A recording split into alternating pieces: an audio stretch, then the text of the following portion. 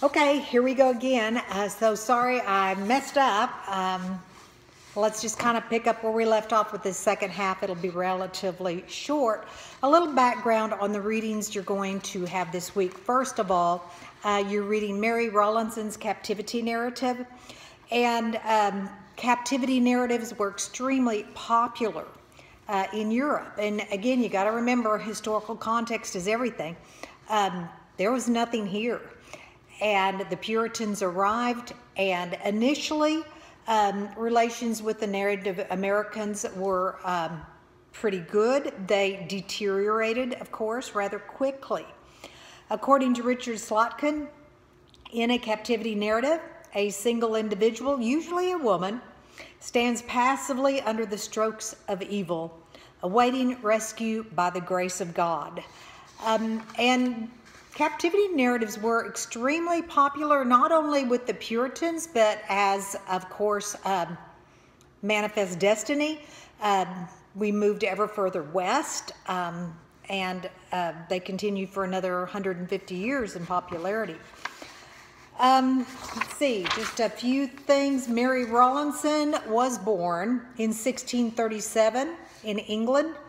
With her parents, John and Joan White, she sailed for Salem, Massachusetts. Not Massachusetts, of course, at that time as a state, but as a colony in 1639.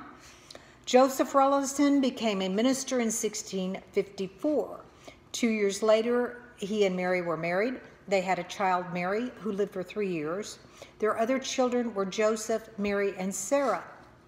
At the time of Mary Rowlandson's captivity, the children were 14, 10, and 6. And as you read this narrative, she's going to refer to the baby quite often. And I remember the first time I read it, I thought, baby. But this was the baby of the family, a 6-year-old little girl.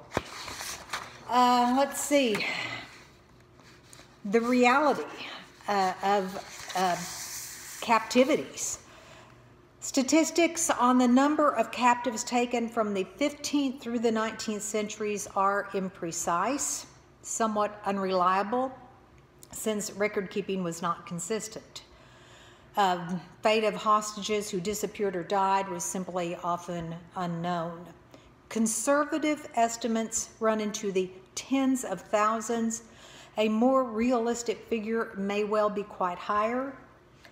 For some statistical perspective, however incomplete, consider these figures between 1675 and 1763.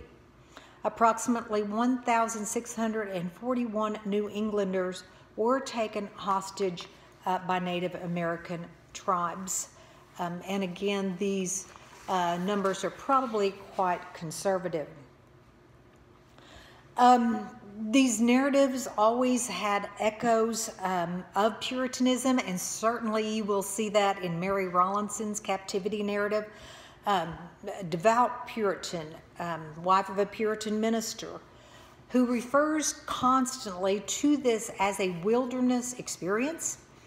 The wilderness, everything for Puritans had huge biblical connections. The wilderness, Adam and Eve got thrown out of the Garden of Eden into the wilderness, and Moses and the Hebrews traveled across the Sinai Desert, the wilderness, and Jesus went to the wilderness to be tempted and to gain spiritual strength for his mission time on earth. The wilderness for Puritans was always a place of temptation to overcome, but also through this trial to get right with God, to get closer to God. They were very introspective people, as I mentioned, and their faith was a most serious business. You will see a lot of Puritan predestination thought as you read this narrative. So that's Mary Rowlandson. Then you get to move to your first work of fiction by Nathaniel Hawthorne, who lived from 1804 to 1864. Okay, just a little refresher. Let's get this in a timeline. The Puritans, 1600s. Crevecoeur, what is an American? You're in the late 1700s, mid to late 1700s. Now we're in the early 1800s, And Hawthorne is not a Puritan. Puritanism is kind of dying off at this point in time. Other denominations are increasing. Puritanism, strict Puritanism is decreasing. And Hawthorne was a severe critic of all things Puritan. His ancestor, one of his ancestors, his family came from Salem, and one of his ancestors had been a judge at the Salem witchcraft trials. That's a whole nother can of worms, interesting to explore. But these people really believed that the devil was in the wilderness just outside of their little settlement. You've got to remember 50% of them died the first year they were on these shores. So they were very conscious of evil around them and things that could basically do them in, do this new city on a hill, wipe it off the face of the earth. They got certainly carried away for lots of reasons, and Hawthorne kind of seemed to have an undue guilt about his ancestor being one of these judges who condemned 19 people to death early in the 1600s, in the late 1600s rather. So as you know, we're going another 120 some years down the road or longer between that occurrence and Hawthorne. Most of what we think we know about the Puritans comes from Hawthorne's stories, and certainly his most famous work is The Scarlet Letter. I can't say I'm overly fond of Hawthorne's novels. They're very lengthy and a little wordy for us today, I think. But his short stories are pretty good. But there too, they're an endless condemnation of all things Puritan.